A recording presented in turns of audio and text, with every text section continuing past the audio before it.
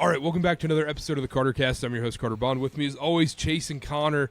Today's show, the Lakers. They're hiring J.J. Redick. What does this mean for LeBron going forward? Can the Lakers run it back? Can LeBron win championship number 5 next season? We're talking about next season's NBA. This one's over. We're talking about the Lakers. We're talking about LeBron. Can Brandon Ingram get that trade to Philadelphia? Jared Allen trades. Where will he go next? Up next on the Karter Cast. Just kidding. Before we get into today's episode about the Celtics winning the title, we're brought to you by SeatGeek. Use code KarterCast, $20 off your first purchase, $50 minimum purchase required. SeatGeek, a quick SeatGeek story. Came in all-time clutch this weekend. All-time SeatGeek weekend for me. Last-second trip to Denver, Colorado. Great trip. Great trip. Friday night, we're like, my wife and I, we go in. All right, we're going to go to Zach Bryan. We're going to go to Zach Bryan at Mile High. Great choice. I'm scrolling SeatGeek as I'm walking into Mile High or whatever. All of a sudden, a minute before the concert, I snagged floor tickets, a little over $100. Floor tickets to Zach Bryan. Saw Revival, front row. Unbelievable show. SeatGeek came in super clutch there. Because I bought the tickets at 7. I'm like, oh, is the seller going to send them? SeatGeek sent them immediately, right into the email. You click accept. Love to see that. Super easy. And then the next night, I'm walking into the Rocky Stadium. I'm like, I don't have tickets. I'll just pull up SeatGeek really quick. Pull up SeatGeek right as I'm walking in. $39, 10th row behind home plate. Boom, snag. Easy. Apple Pay on SeatGeek. Instant delivery right into the phone right there. $20 off SeatGeek. Use code KarterCast. The best ticketing app out there. Use code KarterCast for $20 off your first purchase at SeatGeek today. All right, that's a long ad, but let's get into the show. Celtics win the title. Banner 18. Chase, just take it away. Yeah, I'm super happy as a fan. It's, something special about watching a bunch of guys come together winning a championship that you root for. But especially, my boss came in late. Especially watching guys like Jason Tatum and Jaylen Brown, who have been doing this for 7 years now, get drafted together, go through like summer league, play those teams together. It's a formula and like a journey that we don't get in the NBA these days anymore, right? It's very much like Boston got a lot of guys through trades, signings, and they made the right moves to bring this team together. But the core has always been those two, and they've been with each other for that amount of time. You don't see that at all anymore in the NBA. And so to see them get it done and like do it, I don't know if I want to say the right way. I don't know if there's a right way, but to go through that journey together and to work hard and to not bail and to just stay the course for this long is awesome, as well as just like, I think, good for basketball and almost how it should be. And that's what it means to build a team and to make sacrifices to get to that point. And so I'm super happy as a fan. Like, I'm really proud, really happy for those guys. That's all I'll say as a fan, though. I'm gonna be objective the rest of this episode, but go freaking Celtics. I'm happy. No, that's fair. I will say I am. Anytime we have, like, I'm happy for you, as a friend, whatnot. You win a championship, whatever. I don't give two craps about the city of Boston. I also don't care about the city of Dallas. I didn't care who won, to be honest. But anytime there's a championship night in sports, whether it's college basketball, college football, whatever, NBA, every single time I'm watching, they're like, dang, I'm jealous. Every single time. Yep. NBA, it's like, it's not as bad as like football, because NBA, as a Hornets fan, you're like, I mean, we've never even sniffed.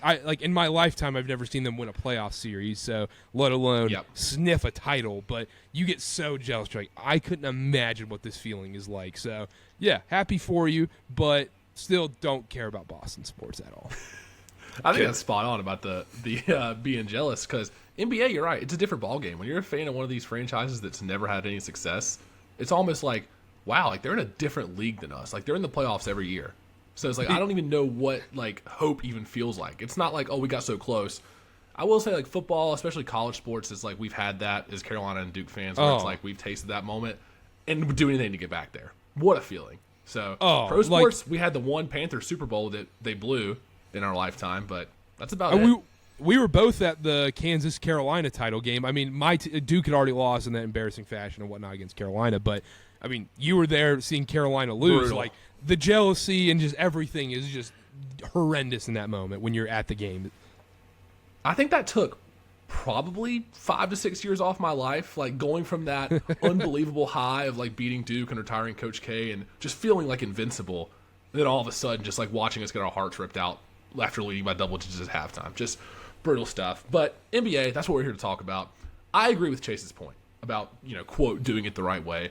As a fan of the game, it is nice to see consistency on these teams and not just be like a 2K simulation every offseason to where guys are like, trade me here, I'm done here, like I want to trade, and there's just wheels and deals all offseason with superstars.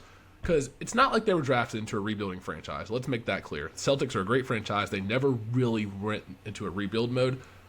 So they've been good this whole time. But a lot of other situations around the league, you would have seen stars be like, okay, we lost in the Eastern Finals again. We lost in the second round again. Oh, we got beaten 22 with the Warriors. This isn't going to work. I'm going to ask out. I want to trade. Even though I just signed an extension, get me out of here. Something's not working. I want my own team. These are things we see all the time in the NBA. So I am happy for Boston and the fact that like they built the team, they kept their core guys together, and they made changes around the fringes whenever they needed to, and it worked out. So good for them. They did do it the right way, if that's still a thing. Yeah, they did. I and just like it's you mentioned it, Chase, and we're all agreeing here, so it doesn't make for great podcasting. But like you have to agree here. It's awesome that we finally got to see teams stick together and go through those battles. And I think the other thing that this also proves is that you can't cheat the playoffs. You have to go through those playoff scars because the Mavericks, it was a total different class. Yes, the Celtics were overall more talented, but the Celtics also looked like it was just experience, talent, everything put together, coaching. There wasn't an ounce of you where you thought the Celtics weren't winning the series at any point. And I think that's due to their experience, their chemistry, and everything we've talked about. Yeah, it showed on the court. Like in those moments where Dallas did make runs, when Boston needed to hunker down, they did it every time.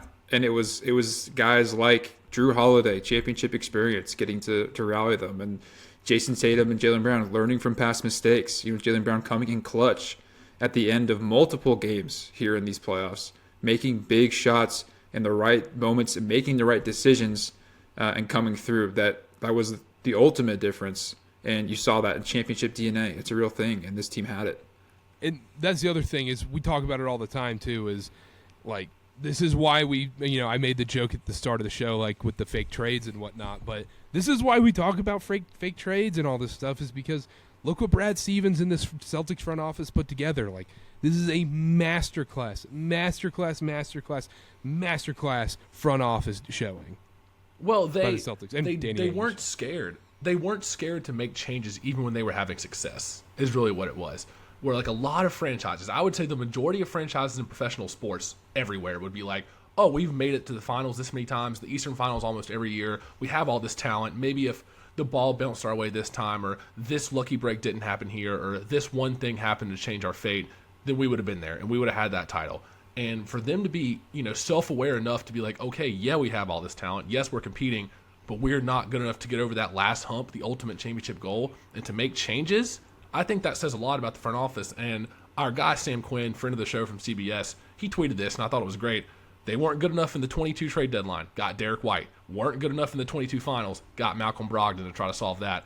Then they realized they weren't good enough in the 2023 Eastern Finals when they lost to the Heat, went and got Porzingis and Drew Holiday. Like, they had this continued success and still made changes.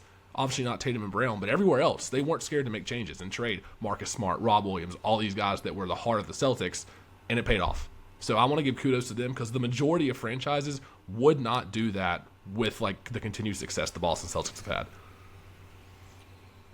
Especially, go ahead, Chase. I was going to say that, and with such a young head coach, obviously they were forced to make that change, right? Yeah, well, yeah. Hold up, before you keep going. I was dying on the broadcast tonight because Doris Burke, she had a moment where she's like trying to praise Joe Mazzulla, and she's like, just think about Joe Mazzulla and then she froze because she's like, oh, crap. She was like, oh, the crap. ABC producers, Bob Iger got in her ear. He was like, not today, Doris. Yeah, she didn't want to say, oh, if Ime Udoka doesn't sleep with that employee, Joe Mazzulla's not here right now. But then she's like, if Will Hardy doesn't take the Jazz job, he's not here. She tries to spit it. She got the ABC producers are like, you shut up right now, Doris. Audio guy had the mute button on, like his finger was just hovering. They were doing it during the celebration. Half the celebration was muted. Jaylen Brown was dropping MF for every other word, so they kind of had to do it, I guess. Nah, lame. Yeah, it was. I mean, I agree. Yeah, but when LeBron does it, when he breaks a scoring record, they forget to hit mute all of a sudden. Yeah. Nah, I'm kidding. Well, But what were you going to say, Chase? No, I was just saying to do this also with such a young head coach and to be able to trust that guy. And Breen was saying on the broadcast, and shout out Mike Breen, he did another wonderful finals. He's truly the greatest of all time. Talking about how the most storied franchise in NBA history is trusting this 35-year-old dude to take this franchise, take this roster that they've built over years and years, and to do it. Like the amount of teams that probably are firing Joe Mazzulla last year after what happened, I mean, is and if they a get towering swept, number. they probably do. If they get swept Hold by up. Miami, I think they probably do. Hold up. Did you guys see this news report? Breaking news. no. Joe Mazzulla coached on a torn meniscus in these playoffs. Are you being for real? Keith Smith, NBA. Joe Mazzulla says he has to have knee surgery for a torn meniscus this offseason. You know what? Did he get it whenever he contested that shot after the timeout? When he jumped up and contested that three-pointer? That has to be when it happened, right? Who knows? It could have happened. Who knows? Why are all these coaches getting hurt all of a sudden? Dude, yeah, he makes Chris Finch look like a freaking baby, dude. What do you mean? This guy's got a torn meniscus. He's still out there. Yeah, he was standing. Yeah, he was barking. Yeah. Good for Joe Mazzulla. But anyhow, keep going. No, I just, shout out to that guy and a guy that a lot of people didn't like, including myself. Like, I think he did have to go through a lot of growing pains these last 2 years, probably more than any player on that team. But he showed that he's a legitimate NBA head coach and champion head coach now. Like, the adjustments he made, the way he was able to figure out substitutions, the way he's able to pull together this team with all the different experience, all the different egos, right? All the different shots you got to distribute amongst these players. I thought he coached them like dang near perfect. I don't know how he could have done a better job with this Boston team. Yeah, and to have like that many great players in a locker room like that, and to have that level of talent, and still get those guys to buy into what you're preaching and listen to your voice day after day, especially after last year when it didn't go as planned.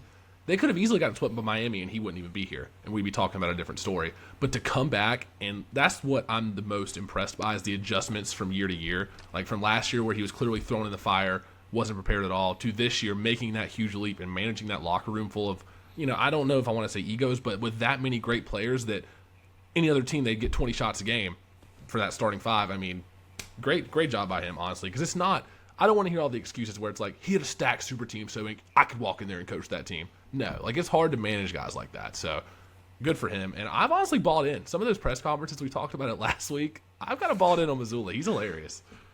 Yeah, but the problem is it's easy to like a coach when they're winning because like we're all doing this with Dan Hurley right now. Everyone's like, Dan Hurley's this awesome guy. It's like I don't know. I'm turning on him. Yeah, that's what Karter. Yeah, I've texted you that, and I think I've tweeted it out multiple times that he's literally the new Coach K, where everybody's going to turn on Dan Hurley by the middle of next season-ish. Like, the press conferences are going to get less cute. The whining and the excuses are going to grow like Coach K did. And then he's going to try and become the new – because the weird part about Dan Hurley, like, remember the season before last, like, how bad Hunter Dickinson wanted to be the villain of college basketball? Dan Hurley wants to be the villain so bad in college basketball. That's the one thing why I think it's taken some time, but – like I think I wrote I wrote an article about it. I don't think I tweeted it or anything, but they need a hateable white guy at UConn. They need a really hateable white guy at UConn. Aiden Mahaney can be that guy. Yeah, Aiden Mahaney, you're up next. Chase, did you see what Magic Johnson tweeted? Yes, and I just want to say, like, 5 of those belong to Minnesota. All right, so LA wasn't even in the running. Sorry, guys. Connor or the audience that didn't see it. Magic Johnson tweeted out, I hate that the Celtics officially have more championships than us now. I mean, I'm not shocked. Emoji. Yeah, I'm not shocked. I mean, that's a very informative tweet. He it's tweets pretty what great. he feels. It's like Dwight Schrute on The Office, where he comes in and he's like, I state my regret. And it's like, all right. Like, the best is when, like, when he tweets, like, at the end of games, he's like, Nikola Jokic played a great game as the Nuggets beat the Pelicans 112 to 110. It's like, does he know it's a bit now, or is he dead ass Yeah, serious he still? knows it's a bit. He has to know like what he's doing, right? Yeah, Okay. yeah. All right. I don't even know if Just he's making tweeting it. I doubt Probably he's not. tweeting who's tweeting it? it. It's social media manager. They probably have someone tweeting it for them. They're like, we know the Magic Johnson bit now. Like, we can just do it now. Real quick, Finals MVP. Jaylen Brown wins Finals MVP. We haven't gotten the voting out yet, it doesn't seem like. But Tatum made a strong push tonight. And before we truly get into that, I do want to say, like, I know I've been, sounds like a Tatum hater. I'm not a Tatum hater. But I am I get disappointed by Tatum because he should be the best player on this team when he's not 90% of the time when Jaylen Brown steps in the biggest moments. But that's different. Tonight, Jason Tatum was the best player in this game tonight. And it was so refreshing to watch. You're like, this is unbelievable. This is like rookie chicken with his head cut off Jason Tatum playing tonight, where he's driving to the basket. The only time that was frustrating was Celtics would go on this 8-9-0 run, big run, the Garden's erupting, and then everyone's like, oh, and then Tatum step back three, clank, oh, every single time without fail. And then he hit that one, though, tonight. He hit that one. Can I fire off a take real quick? Because I've been cooking this up. I've been brewing this up. So hear me out here. These Tatum step back threes that make us moan and groan and Celtics fans like, what the hell is he doing? I think it's like any bad golfer ripping drives at the course to where it's like, all right, 8 out of 10 times this ball's hooking 50 yards to the left and I'm going to like 4-putt it and the hole's going to be like a triple bogey. But the 1 or 2 times where you just like pipe one down the middle 300 yards, that keeps you coming back. So for Tatum, it's like, all right, if I shoot 10 of these step back threes, 8 of them are missing. But, man, when I hit that one and the Garden erupts and the shot clock goes off and I can throw my fingers up and stare at the crowd, that keeps him coming back for more. Because I can go shoot a 110 on the golf course, but if I have 3 good hits, 3 good drives, I'm back. I'm back next week. And that's Tatum with these threes where it's like when he does hit 1 or 2, it's like, this is my moment. Like, I'm pumping up the crowd. Like, I'm nailing this, but the other 8 are like clanks. I don't know. I think that's just like a great comparison. I texted you this. It's the kid you play with in pickup where he keeps taking these dumb step back threes or he's taking contested threes, and all of a sudden he hits one, he banks in one, and he's like, I'm him, and does like the ice in my vein celebration. And then all of a sudden he's like, all right, I hit that one, I can hit him again, so he shoots 8-10 more, and you're like, dude, you are not good. You can't hit these shots. But then he hits another banked one, and he's 2 for 16, but he hit that one that was sick. And then he gives him the confidence to keep shooting him. The frustrating, like, we've done this 1,000 times. We don't need to keep doing it, but Tatum, just get to the basket. Just get to the basket. He was getting to the basket. And he was getting to the basket tonight. He was 10 of 16 on twos. I don't know what he finished with. He finished with like 30-31 tonight. He was phenomenal. 31. He was unbelievable, except the stupid step-back threes. If he just eliminated that alone, just balled tonight. I mean, just don't shoot those stupid threes. It's so simple. Yeah, the real ironic thing for Tatum, like he loves to do that. I think he loves those moments, and like Connor's saying, like he relishes that time he gets to take those threes. Real quick, do you think it's a boredom thing, or do you think it's more so like an I'm him? I want to do like kind of like I texted you that like kind of like the LeBron FU step back three. Yeah, I think it's more like that. Like you can see it 10 seconds before he does it because he backs all the way up to half court. The crowd gets loud, and you know that it's coming, right? And so I think it's like premeditated in his mind where he's like, okay, this is one of those moments. Like I'm a cook, I'm a step back, see what I can do. And like it's gotten to the point now when he made that one, we were all shocked. We're like, oh, he made one. Like you're not making these a lot. That one went through. I was like, there we go.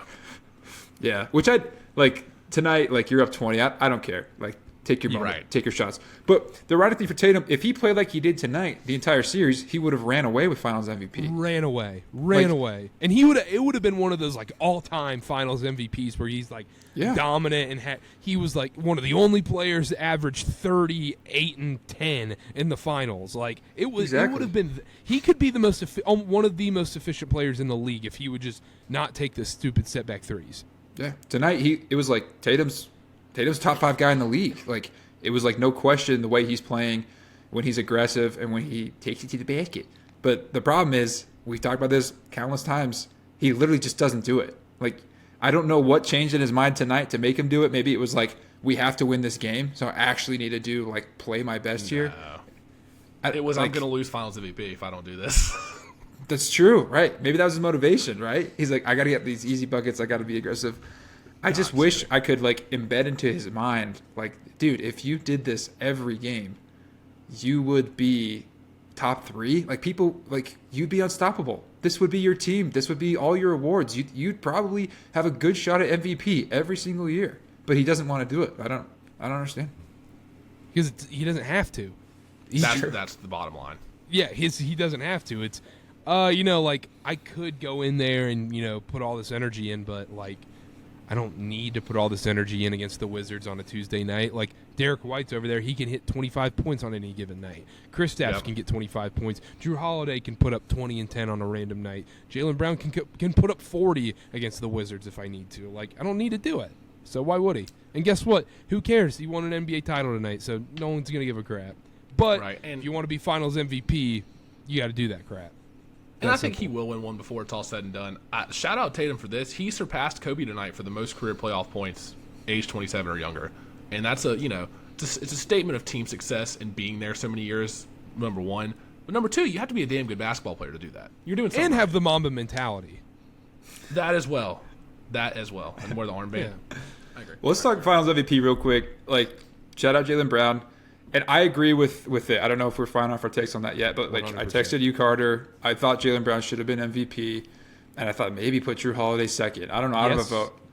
You guys can get into that. But I really want to talk about Jaylen Brown right now and how I think, like, offensively he was awesome. He came in clutch those games. We already talked about that. I think big part of his MVP, though, is what he did on the defensive end of the ball. The way that he harassed Luka the entire series, it was a lot like, people tried to give Iguodala credit for harassing LeBron, even though LeBron still went bonkers, right? But the things that Jaylen Brown did to Luka and the way he was able to still get his shots up, right, and play like an absurd amount of minutes every game. Like, I never felt like he was out. And when he was out, you noticed it. And the team felt like the lack of his presence on the court. And when he came back in, it was calming for me as a fan to watch, and I'm sure for the rest of the team. And that's why he won MVP, right? Because stats-wise, Tatum was better in every category. But it was what he did on the defensive end of the ball, the confidence he brought, the clutch that he had. And the efficiency. Those moments, and the efficiency, with his shots. Taking the smart shot to getting to the basket, which is what, if Tatum did, he would have had it. But shout out Jaylen Brown. Yeah, no, and he deserved it. And it's like, the other thing, too, is if let's say Holiday would have won it, Drew Holiday winning it would have been fair. It wouldn't have been an Iguodala one where we're like, ugh, gross, like a stain in NBA history almost. Like, it'd be like ultimate glue guy. Yeah, it would have essentially been like when Julian Edelman won Super Bowl MVP. You're like, yeah, that checks out. Yeah. That was the right move because Julian Edelman was the best player in that Super Bowl game. Like, Drew Holiday, if you told me he won Finals MVP, I wouldn't say no. Like, I think he's easily the second player. I think it should have gone Brown, Holiday, and Tatum. That's why I want to see the Finals MVP voting so bad, because I want to see who voted for who. I would be curious. I wonder if it's unanimously Jaylen Brown. That would be crazy, right? Well, that's what I was thinking. It's probably like a little bit of groupthink to where it's like, hey, like elbow you like in class, like who you voting for, like who you putting down. Like I don't want to get this wrong. So I feel like in the finals more so than the Eastern Finals, it's going to be more of the same. Chase, we're Big 12 voters now. That was difficult. Dude, I tell you what, there's a lot of pressure when you vote on these things, man. Well, no, NIL involved. Yeah, dude, we're accepting bribes. Yeah, we're accepting. Please put me on preseason all second team Big 12. If you're a backup punter, I can get you a vote for preseason punter of the year in the Big 12. We'll get the discourse talking. We'll get your name out there. I want to say this about Finals MVP. I looked at it like this. I do think Jaylen Brown deserved it. At the end of the day, I think that was the right choice. Here's the thing about Tatum. I think Jaylen Brown and Drew Holiday both, they had more quarters and more halves of being the Celtics' best player than Tatum had this series, if that makes sense. There were more quarters and more halves where I either like Jaylen Brown, you're the best player right now, or Drew Holiday's been the best player for at least a few halves. Tatum didn't have as many of those. So it's like, yes, the statistical stuff, he did fine. Like, those numbers were great. We're going to look back in NBA history and be like, look at those great finals numbers. But watching the actual series, as far as like impact, I wouldn't have been mad at Drew Holiday, but I think Jaylen Brown's the right choice here. I think if it had gone one more game, it would have been Tatum, though. We got the voting. Oh, boy. Before I name the voting, I thought, wasn't Bill Simmons a voter for this? No. He's not anymore. Not this. Okay. They typically have people who are in attendance in person vote on these things. I have it right here. Let me do the count real quick. So there was 11 voters on the Finals MVP this year. Sam Amick, Malika Andrews, Tim Bontemps, Doris Berg, PJ Carlissimo, Mike Curtis, Vince Goodwill, Sean Powell, Simone Sandry, Gary Washburn, and Jeff Zilgit. All right. Anyhow, 1, 2, 3. Dude, how did someone from La Gazzetta dello Sport, Yep. Italy. How did he get a vote? Yep. No disrespect. But why is La Gazzetta dello Sport getting a Finals MVP vote? They know Connor, hey, are you looking at it right now, Connor? No. Okay, let me ask you. Who do you think Doris Burke voted for? Al Horford? No, Jason Tatum. I was gonna say it has to be Tatum. Yeah, She The way voted you for phrased Tatum. that has to be Tatum. 7 out of 11. 7 for Jaylen Brown, 4 for Jason Tatum. Drew Holiday 0 votes. And that's what I thought. Like, even though Drew Holiday was the most impactful player in my eyes, I said this after game 1, or whenever he had that 26-point game. I was like, there's no way in hell he's actually going to win it. I was like, he's not a big enough star, not on a team with Tatum and Jaylen Brown.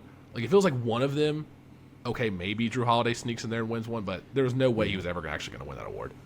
Yeah, no. And Jaylen Brown deserved it, and it'll look good in history when Jaylen Brown wins it, and it's well-deserved. He was awesome. Well, here's my question for you guys, and I don't want to sound too first-takey, but does the fact Is Jason LeBron- Tatum, the fact Jason Tatum not win it, is that hurting him? Is that like, I mean, it's going to be some sort of discourse in the next week, but between us who actually are trying to be serious, like, does this mean anything for Tatum as someone who's now a champion but didn't win Finals MVP? If they don't win another one relatively soon, it's going to become a bigger topic of conversation than it will be immediately. I think right now it's probably okay. It's going to be more like Jaylen Brown was great, and like Tatum like stepped it up the last couple games. He wasn't like awful. It's not like he shot like 5 for 20 every single game. But if they don't win another one in the next like 3-ish years and he doesn't win a Finals MVP during that, then it will become something where it's like, wait a second, this Celtics group only got one title and Tatum has the same number of Finals MVPs as like all these other guys who've never won. And that will become a bigger topic of conversation. Because you always want to compare it to Steph Curry, because when Curry didn't win it in 15, KD wins it 17-18. Even though they won the titles, no one was like, well, everyone was like, well, Curry, you got to win Finals MVP. And then when he finally did it in 22, open and shut case, sealed his legacy forever. So, And the other but yeah, scenario, he's got to win it soon. If the other scenario is Boston, if they do win another one and somehow Tatum doesn't win it again, then it becomes like the biggest thing ever. Because that's what happened with Curry, where it was like he didn't win in 15 and people were like, like he probably should have won, but like whatever. The Warriors, awesome, the first title. When he didn't win in 17 and 18 and Durant came and won it, that's when it really took off. Like Curry's a second fiddle. Like he wouldn't even have these rings without Kevin Durant. So Tatum, if Boston does make it back, he does need to be the Finals MVP, or this is going to take a turn for the worst. Yeah, I agree. Yeah, no. That's my take. Yeah, so it's not too hot takey, but to get first takey a little bit. Jason Tatum was not happy in that post game speech on stage. He was in the back of the crowd. I texted Karter. I was like, somebody, like one of these cameras, like find Tatum immediately, put him on screen. He got up there and he's like, yeah, I guess I'm happy for Jaylen. Like we went through this together. Like. His body language was not great on that. Did y'all notice? I think Jaylen Brown knew, too, because the first thing he said was, I'm sharing this with my brother Jason Tatum. He knew what was going on. He knew exactly what Tatum was thinking. Yeah. Well, I mean, like, he's got to be disappointed, right? Should be. You should be. Like, I don't blame him. I would be, too, right? If it's like, this is my team, like, I'm kind of the guy. I didn't win it. But, if anyone was to win it, like I think he's genuinely happy for Jaylen Brown. Those guys have a good relationship, no matter what anyone tries to feed you. But he's disappointed. Like, so come on. So I'm looking at the list here. Finals MVPs. I'm not going to read them all off, but since 2000, when Shaq won 3 in a row. Since 1972. Yeah. So I'm actually going to go through all these. Is he in your top 17? No. So since 2000, I'm looking at these names. As far as like just actual quality of player goes, who are we putting below Jaylen Brown? Obviously, there's Iguodala. Chauncey Billups 04, and then like maybe Tony Parker in 07. But I think every other name on this list is probably above Jaylen Brown this year. Probably. Any come to mind? I think so. I mean, D Wade above Shaq. I mean, 2014 Shaq, Kawhi Leonard. Yeah, maybe the 2014 Leonard. The 2019 version, obviously not. But yeah, because the problem is Leonard. Like when we look back in history, we're not going to think of 2014 Leonard not being great. We're going to think, 14 and 19 Leonard, the whole thing was great. But you're right. I would agree with you there. I'm just curious how this gets viewed in NBA history. Like when we look back and we're like, the Celtics won the 2024 Finals, MVP Jaylen Brown. how is Jaylen Brown's career going to continue to take shape? Is it going to be like, oh, that was the first of like a very successful career? Or is it going to be like, how the hell did Jaylen Brown win Finals MVP when it's all said and done? Like, if you had to make a prediction. I think it's going to be one of those like we're going to be old and be like, Jaylen Brown, dude was a solid player. Like, look back in 24, he won Finals MVP. That dude was awesome. You know, that's what people are going to say. I don't think it'll be like, what, this guy? Because he's been good for a while now. Yeah, I think it's kind of like Kawhi Leonard when he won it. Like, you're like, oh, like, it was Duncan's team, I guess, but, you know, Kawhi won it. Yeah. It's just always weird when a top 10 guy in the league, like, the Finals MVP is not a top 10 guy in the league. Because I don't think Jaylen Brown's top 10 right now. Maybe he's ascended to that platform. You want to get more first takey. Where's Jaylen Brown in the top 10 rankings right now? But I don't think he's up there right now. 17? It's always weird when one of those, like, not upper echelon guys wins Finals MVP. But, it's true, but I think that's good. It's not the most shocking, like, it's not the Iguodala shock. Because you're like, okay, Jaylen, like, he deserved it. We all saw it in real time. Mm-hmm. Like, he was the best player. I don't know if he's the best player, but he was the best player on that Celtics team for the series. In the series, yeah. Yeah, it's a weird thing to think about, but I think it just talks about, or just goes to show the depth of the Celtics and how, like, we literally are sitting here, like, juggling three guys. Could Derek White have had an amazing series and won it? Yeah. Could Porzingis? Yeah. Like, there's 5 legitimate candidates that could have gone on there and won that. Whereas if you're the Mavericks, I mean, if it was going to be Luka or no one, unless Kyrie was absolutely out of his mind. So, one last point on this. I thought this was very interesting. Jason Tatum closed at minus 550 on FanDuel to win Finals MVP. Minus 550. I'm just curious what your guys' thoughts are on that. It's like, the books really don't know anything when it comes to these like voter-based awards, right? Like, well, that's it's solely based on what money's coming in because they're like, we don't want to take any more Jason Tatum liability, probably. Yeah, I guess. I don't know. We'll have to get Dylan on here to break that down for us, but yeah, you're probably right. Jeff Benson, where are you? Last thing I had on this, on the Celtics side of things, was Peyton Pritchard's half-court shot tonight the best moment of the finals? Because it was a very meh finals. it was. As far as overall moments go, I can't think of 3 off the top of my head. Like Jaylen Brown, like we talked about before, his shot in Game 3 to kind of like seal Game 3 and go up 4, like that was a nice moment. Porzingis like catching fire in the first quarter of Game 1, that was a nice moment after he missed all that time. But as far as individual plays, there's nothing that comes to mind. This wasn't a very competitive series, and yeah, there were a couple like close games, but it was more so Dallas fighting and clawing to get back in the game and Boston pooping their pants rather than like a back and forth awesome game. I think Peyton Pritchard's shot probably got the biggest pop from the crowd of the whole series. And it's good. It might be the pinnacle of the DVD. You know, the championship DVD. It's like one shining moment, just like Peyton Pritchard's shot going in. And it makes it a 21-point lead. It's like the opposite of the Chris Paul meme. Yeah. Oh my God, Svi Mykhailiuk, a huge rebound. The fact that it was in the closeout game, I think, helps it. Because the sequence in Game 1 where it's like the Porzingis block to the Hauser 3, I think that was like the best moment as far as like if you put it in a vacuum. Man, that's a pretty butt moment for yeah, I'm right. Like it was a boring finals. But if you go back to like the conference finals though, you have like Jaylen Brown's game tying 3. You have Luka cooking, putting Rudy Gobert on a twister board, right?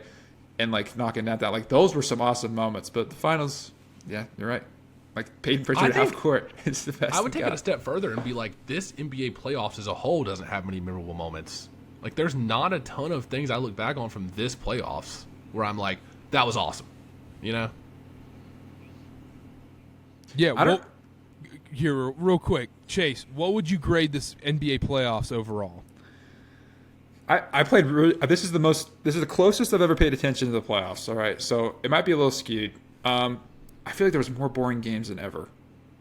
Yeah, is that because I watched every single one? Like, am I just like really focused in? I'm like, oh, like there were some stinkers. No, it was extremely boring. That's why. It was a D playoffs.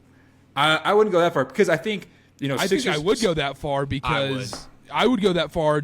I think it's hard for you to go that far because you're a Celtics fan. As a non-Celtics fan, this was a D playoffs. That's fair. Like I obviously enjoyed it, but I think I'm looking back at the earlier rounds. I thought Sixers Knicks, like those games were awesome. Knicks Pacers had some really fun games, right? Seeing Luka and the Mavs, like when a team is unexpected and has a run, that's more fun than like if the Nuggets had gone, right? So I wouldn't give it a D. I'd give it a C minus. So it's not that much. You think this was an average playoffs? It was slightly below average playoffs. Yeah. Oh, this was it could have been worse. It could have been worse. I think the best barely moment passing. of these playoffs was Anthony Edwards' Game 7 against the Nuggets. Yeah. Which is the second round. When the best moment of the playoffs comes in the second round, like, what are we doing?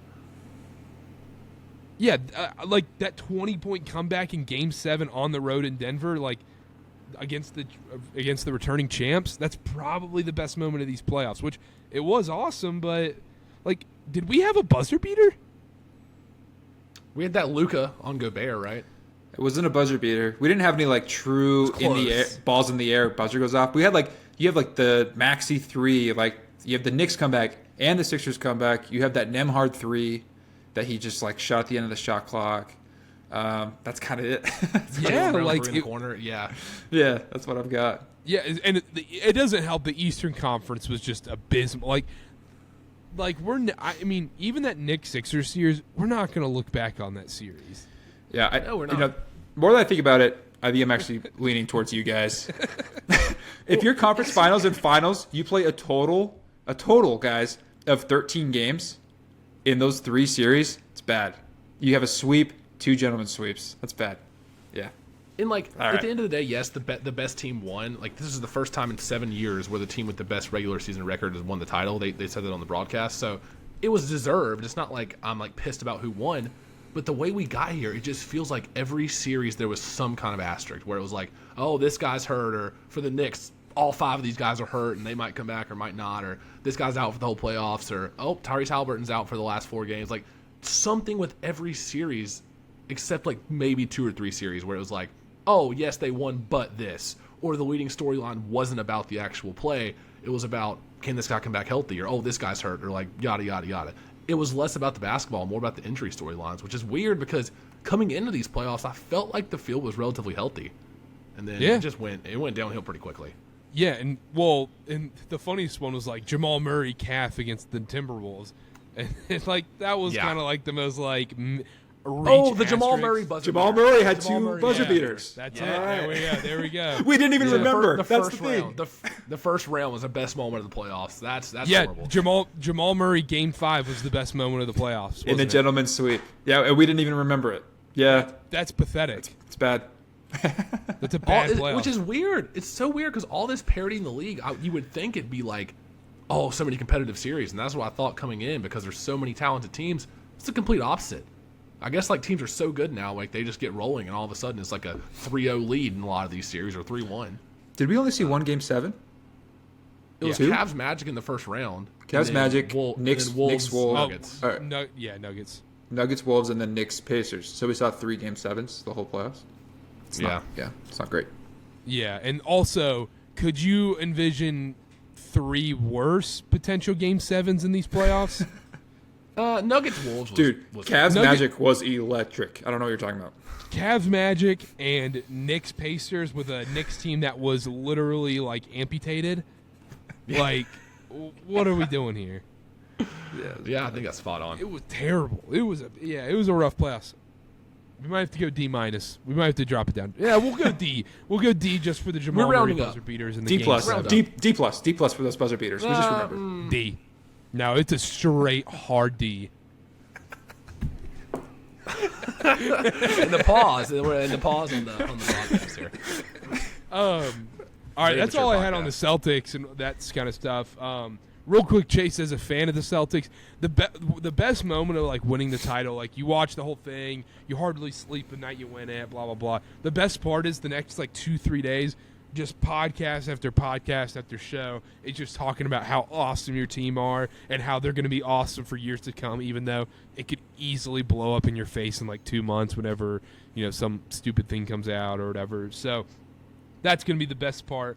We need to talk about the Mavericks. We haven't talked 1 minute about the Mavericks this whole time.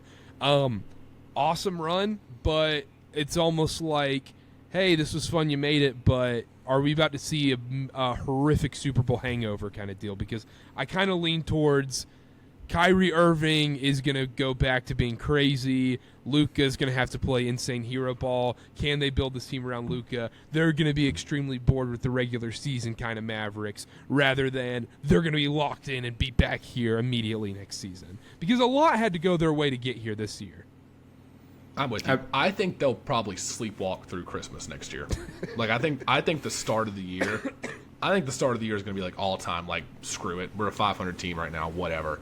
If you're the Mavs, and I said this, for every series with the Wolves or whoever, this was a successful season. The Mavericks were not picked to be in the NBA Finals. A lot of people had them losing round one of the Clippers, and they made it all the way to the finals. And yes, they had some things break their way, but overall it was a success. They beat some good teams to get here, and they really improved throughout this run.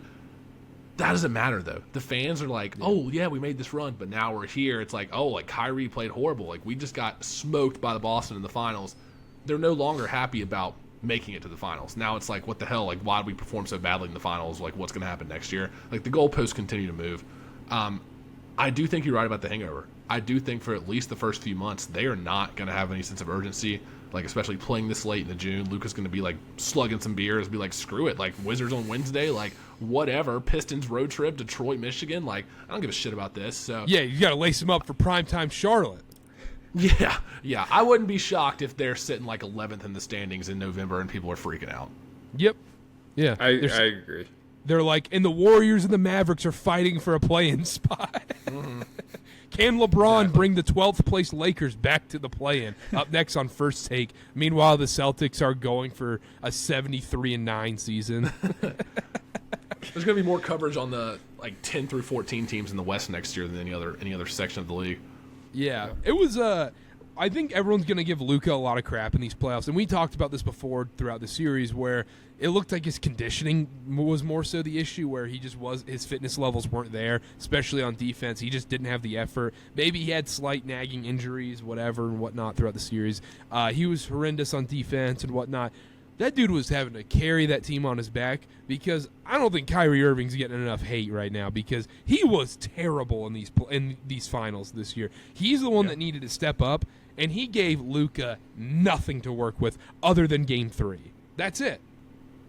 Yeah, he was bad. Like, you can look at the numbers, you can watch the tape, like eye test, stat sheet, everything was bad from him.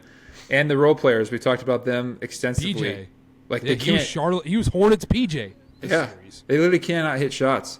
And I just want to agree with you guys. It's popular on the broadcast, right? After the team loses, JJ Redick was saying it, Mike Breen was saying it, right? Great young team, they'll be back. No. You put this on a hot take. Mavericks aren't going to come back unless Luka legitimately hits the gym. Like, the West is only getting better, and there were some real holes exposed in this Boston series where they just killed them. And it was mostly when Dallas is on the defensive end, they could not keep up with a single athletic wing. Not to mention everyone else that Boston had on their team. There was a point in the fourth quarter where Boston got a steal, or maybe it was like a long rebound, and Jaylen Brown was on a fast break. And it was him and then three defenders, and he took one look at who they were, Tim Hardaway Jr., Luka Doncic, and Kyrie Irving, and he went right to the basket, and he got fouled easily. Like, that to me is such a telltale sign that you can have three guys back there, and one guy feels confident enough to go ahead and just take that shot on you and just take it to the basket. So Mavericks have some holes, and it's mostly on the defensive end. And if your players aren't going to hit shots like they were doing, right, in that OKC series and that Timberwolves series, you're not going to come back here again. And I'm not trying to take credit away from them, but that was my hot rant. Go ahead, Connor. Let me fan the flame here. Let me shovel some coal into that hot take machine.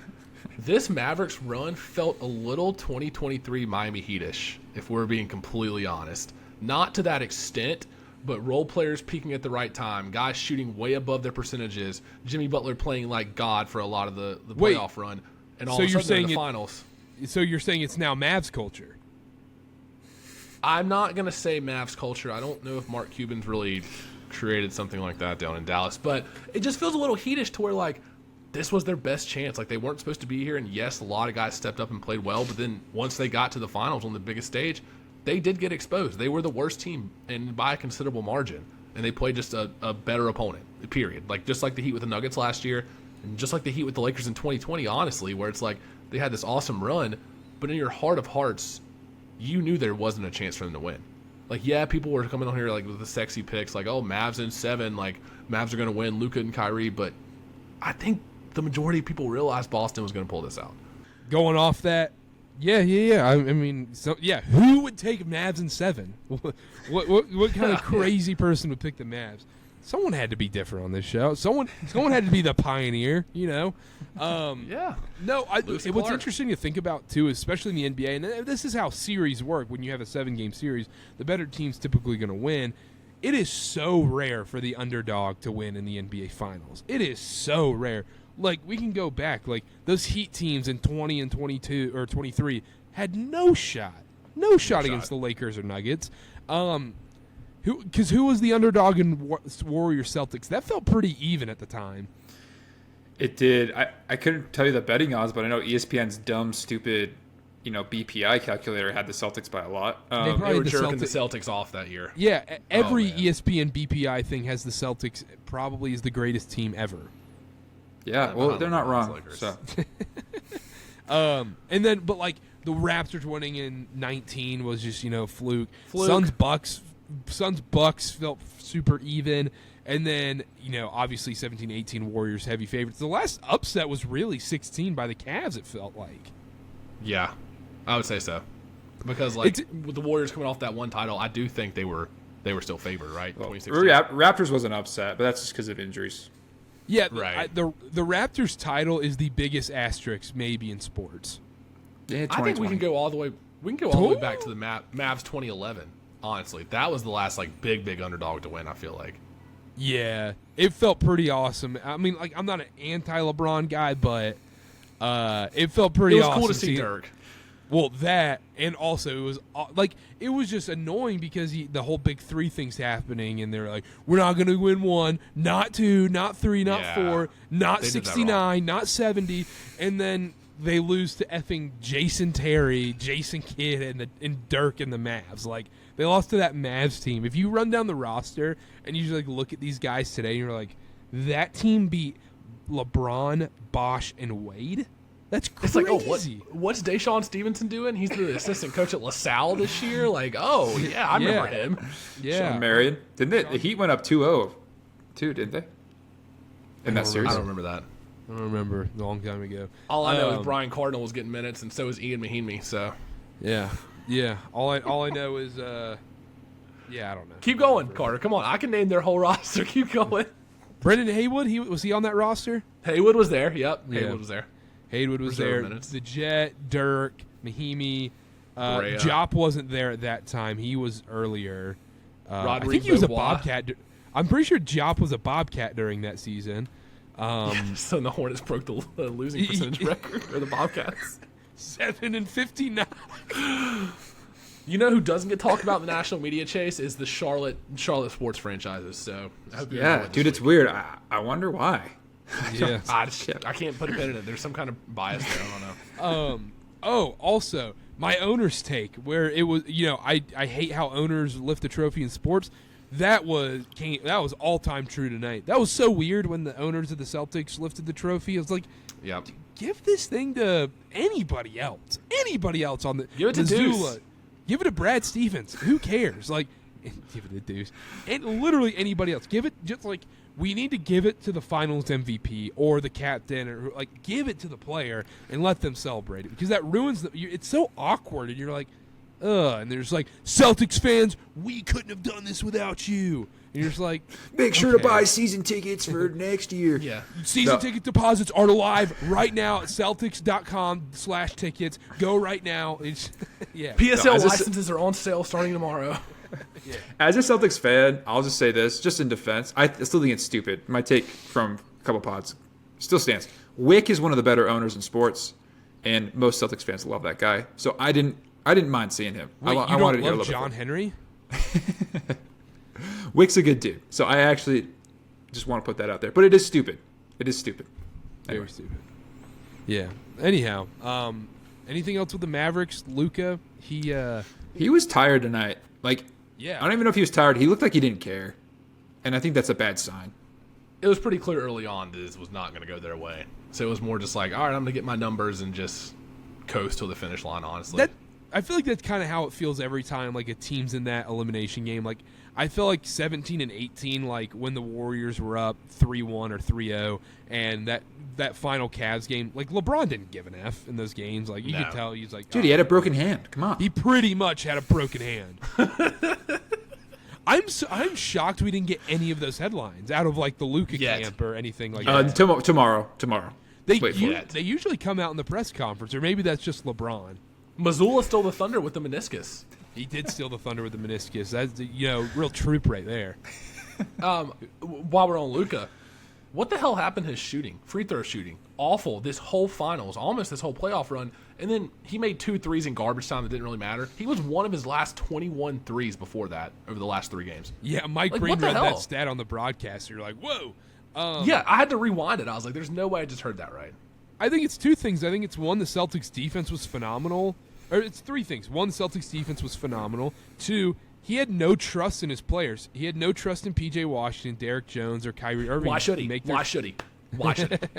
They were awful. Or Maxi Kleber with a great shoulder.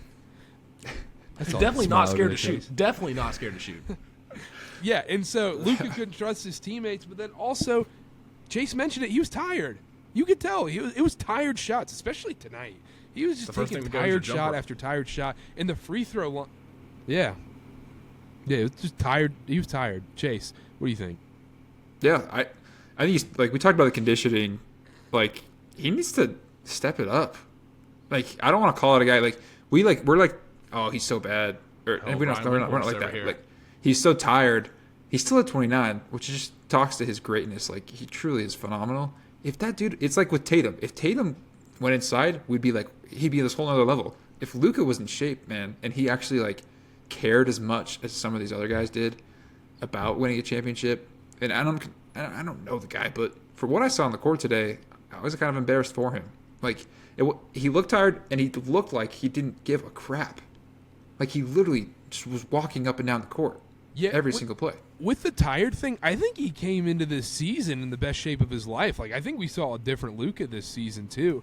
I just think he had a long way to go with his conditioning, and I think this is step 1 into becoming, a well-conditioned athlete.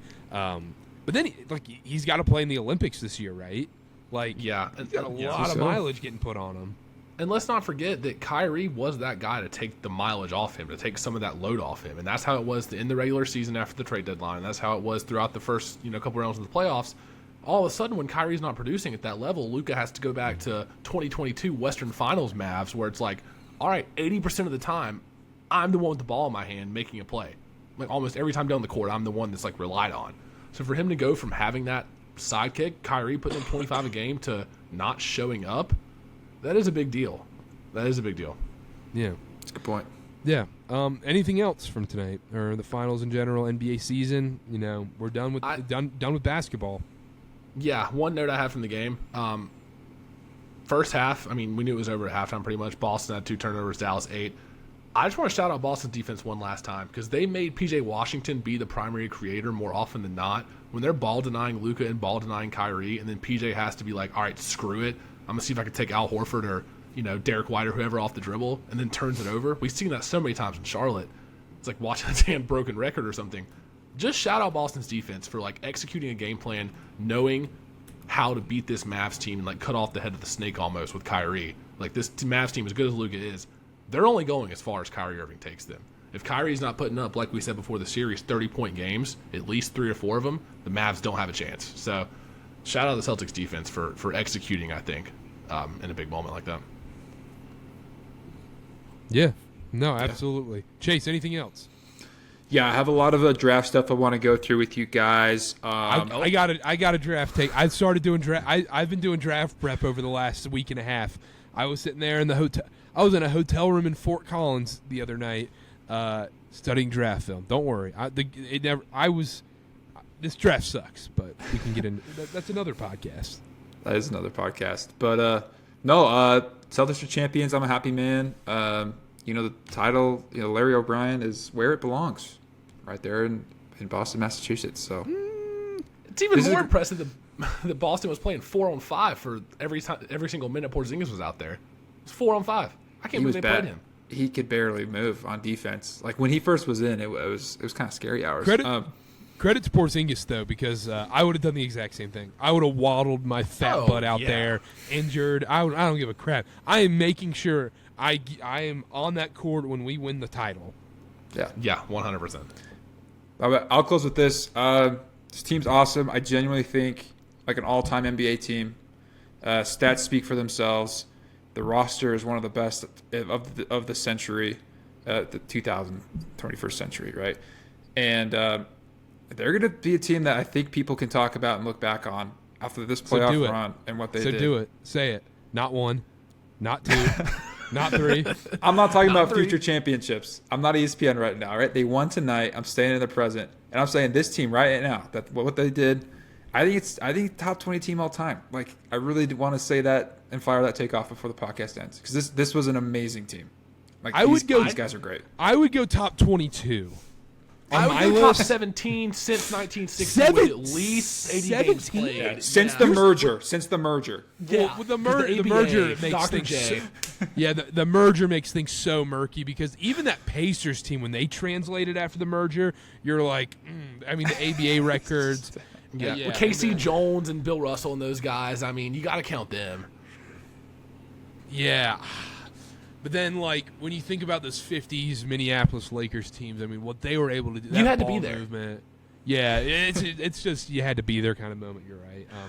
I don't know. They might be a top 20 team, but it's just tough. It's especially for us since we're younger and we're doing this kind of stuff. True. It's impossible. We didn't even see Michael Jordan play. I will say that starting 5 is probably 1 through 5 the most talented starting 5 I've seen. I think those Warriors teams with KD had more overall talent, but that 5th guy was never like a guy. Like the Celtics had 5 legitimate guys. Yeah, I don't think you can say that though when the 4 guys on the Warriors are just so much better, and then it doesn't matter what that 5th guy is. And I agree with that. I think overall more talented, yes, those Warriors teams, but just 1 through 5, I've never seen a team have like 5 legitimate guys who I trust in every single moment.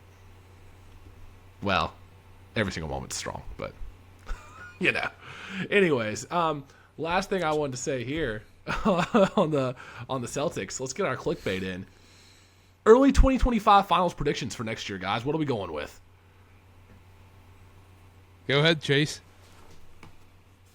I'm going Celtics. Back to back. Why not? Who the whole team's coming back. Coming back. Celtics are going to beat the Nuggets. Nuggets are coming back. They're going to learn and they're going to come back stronger. But Celtics will too, and they'll beat them. Okay, I got Hornets over the Lakers.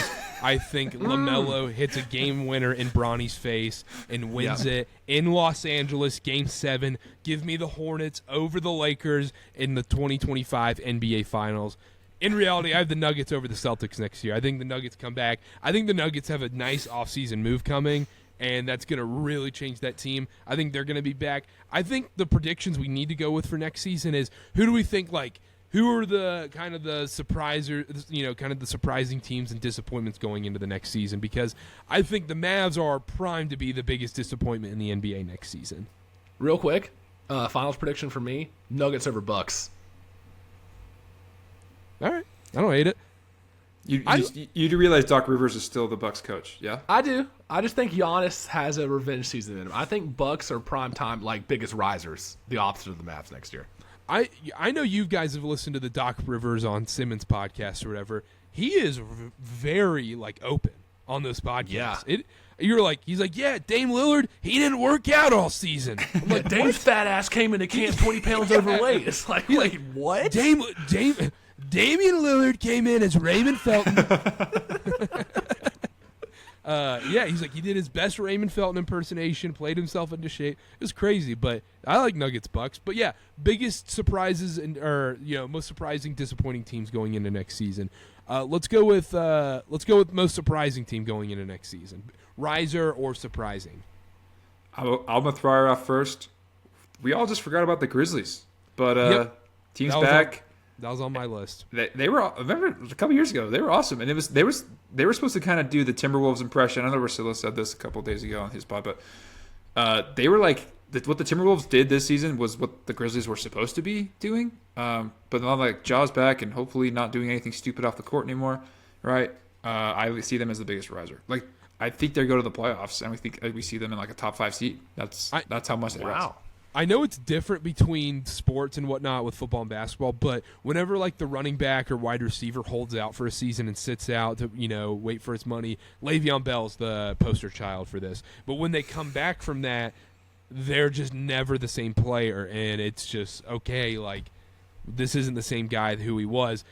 I'm worried that could be the same case with Ja, where he just hasn't played basketball, and it doesn't help. He's been hurt during that time too, and it's been legitimate injuries. It hasn't been like these fake like. Oh, LeBron 2018 kind of pulled his groin, or 2019 kind of pulled his groin. I'm going to sit out January on with the Lakers. Or SGA all of last season, right? Every excuse to not play him. Yeah, exactly. Like it wasn't one of these fake injuries like the Thunder and Sam Presti put out. Exactly. Connor, who do you have as most surprising / rising team?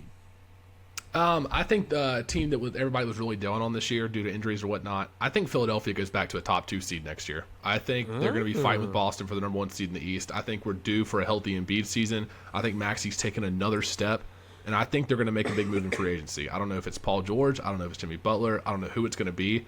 I think the Sixers team is a little, underrated, not talked about enough right now. I think they're going to make a big leap next year.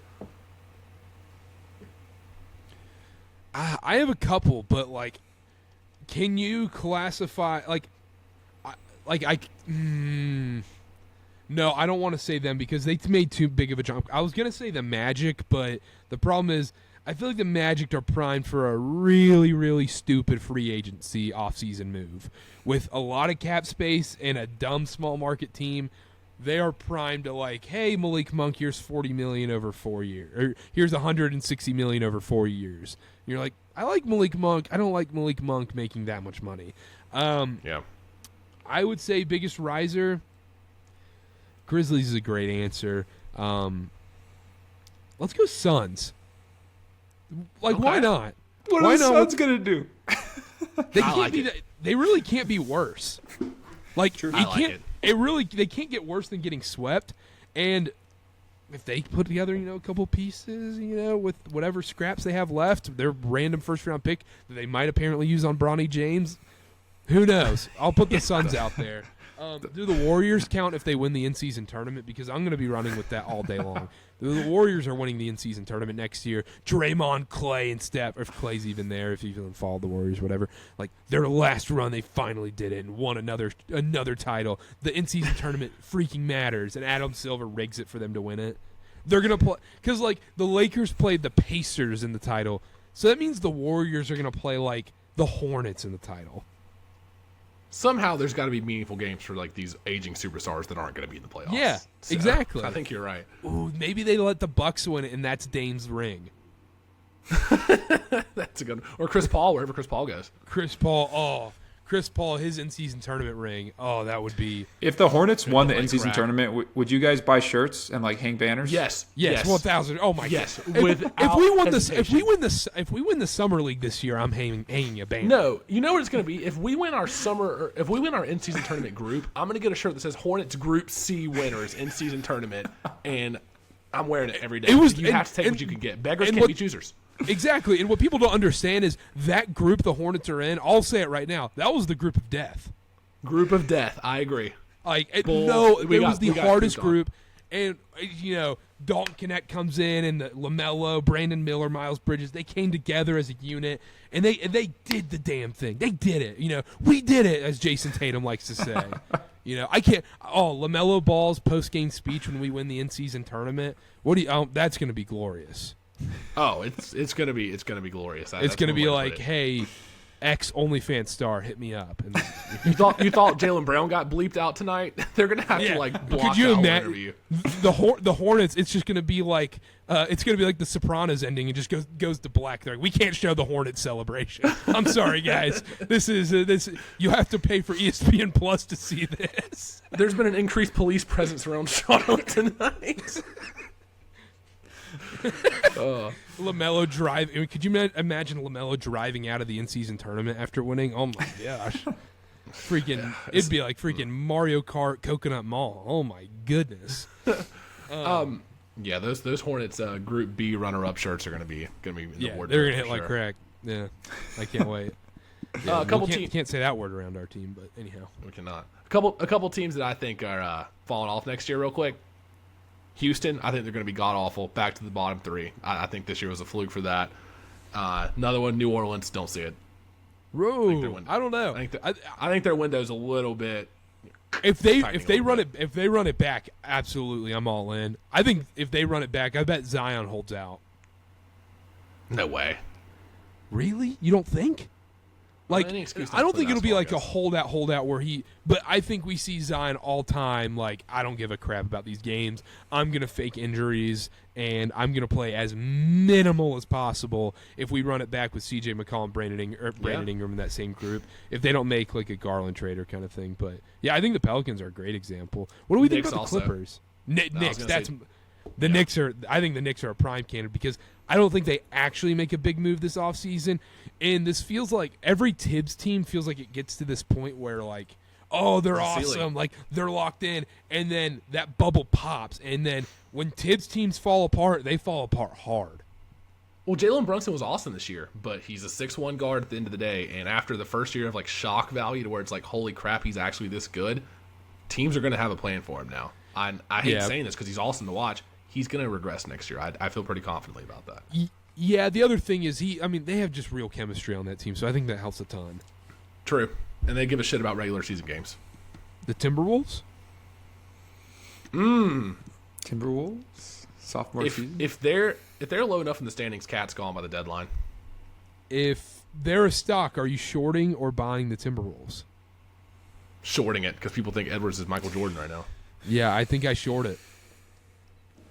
Yeah, they've overperformed. They overperformed this season, so it's easy to take the short. Here's a Yeah. team I like, guys. The Cavaliers. You like them? Even if they run Sorry, it back? I like them to be a disappointing team. Okay, My I was about to apologies. say. My apologies. I was like, you like the Cavs to all of a sudden no. make a finals run? No. I like the Number Cavs to be one dumpster disappointing. fire candidate. There's so many Yeah. ways they can screw it up. We could have Donovan Mitchell wants to trade. We could have Donovan Mitchell wants to trade and decides to not play anymore. But he like behind closed doors, he's asking for the trade, and in front of the cameras, he's fine. He's just injured. Like, we have them.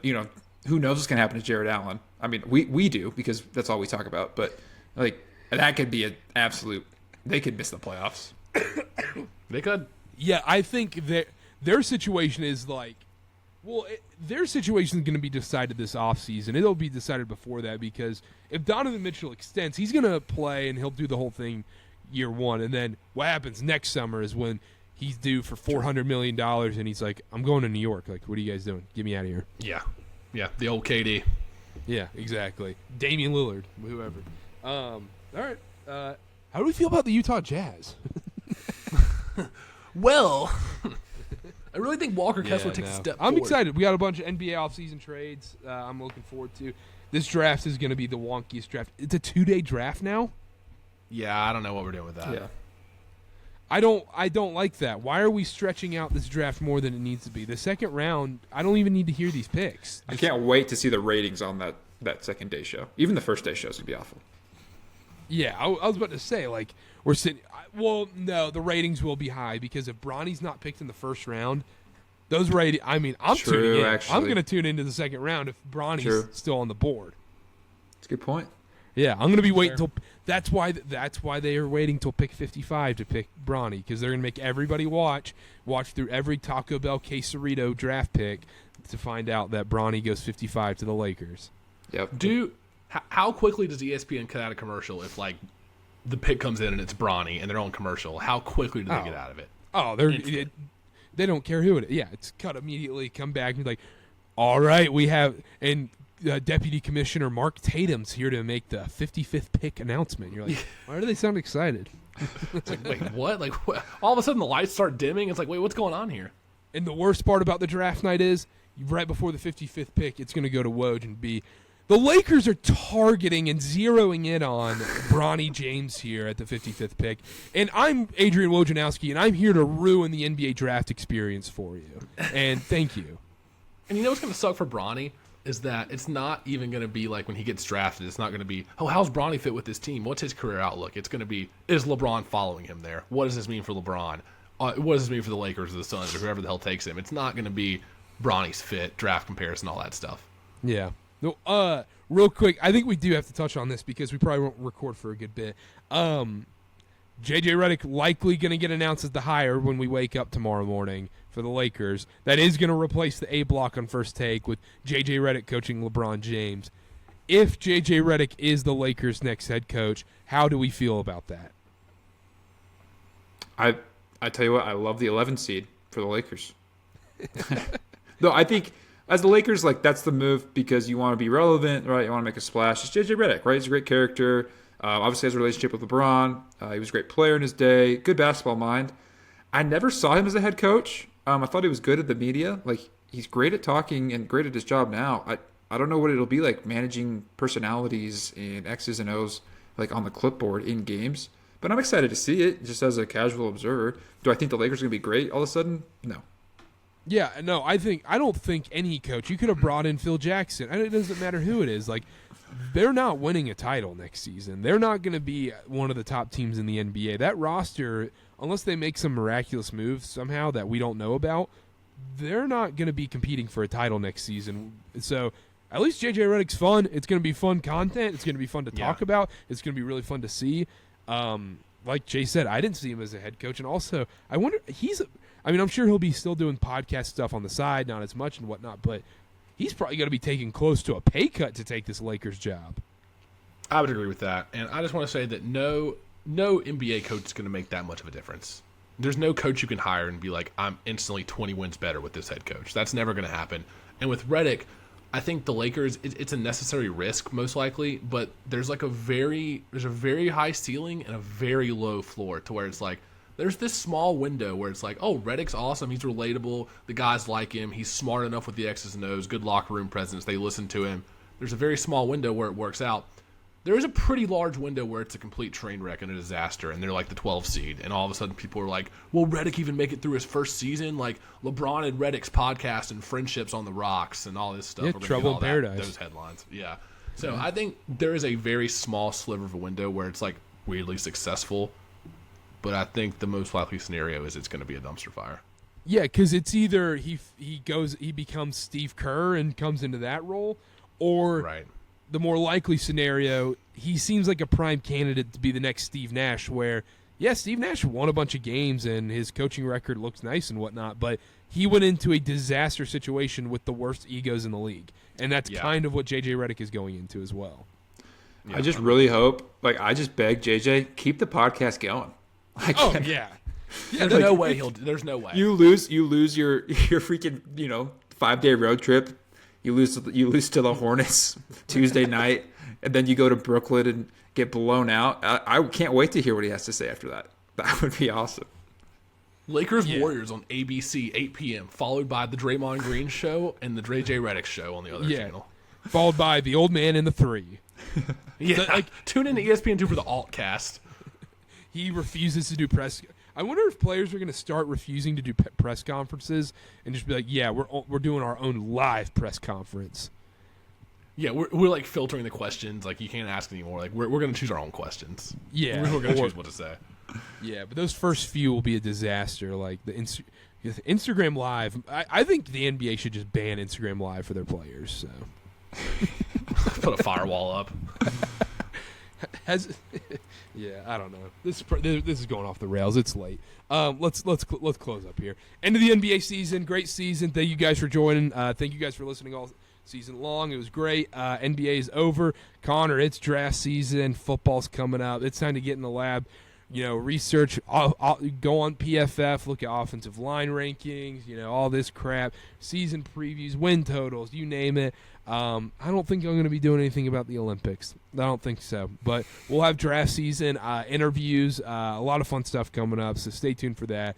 potentially might be back later this week. So stay tuned. Follow us on social media at CarterCast on everything, at Chase_Rogers0, at Connor_Spare, at CarterB8. If you have a draft idea, let us know. Message us on social media. And CarterCast.com for blogs and all that good stuff. So like and subscribe to the YouTube. Subscribe, rate, and review on Spotify and Apple. You know the drill. And we'll be back sometime, hopefully this week. We'll see. Thank you for listening all season long. Connor, Chase, this is great. I had a ton of fun. It's been a pleasure, Carter. Been a pleasure talking ball. Yeah, and Connor up $9,000 this year in the NBA. So talk to me. Yeah. I'm gonna teach a master class. I'm gonna teach a master class on the. Follow Connor on action. Follow Connor on $10 lottery action. tickets out the ass, but it'll pay off. I promise. We might need to set you up with your own Patreon for NBA picks. Follow along next season. I'm gonna post them on Patreon, first access only, and then the lines will shift as soon as they're released. So. Yeah, you and Jeff Nadeau. Jeff Nadeau can run a Patreon together. Anyhow, that's Perfect. it from us. We'll see y'all next time. Bye-bye.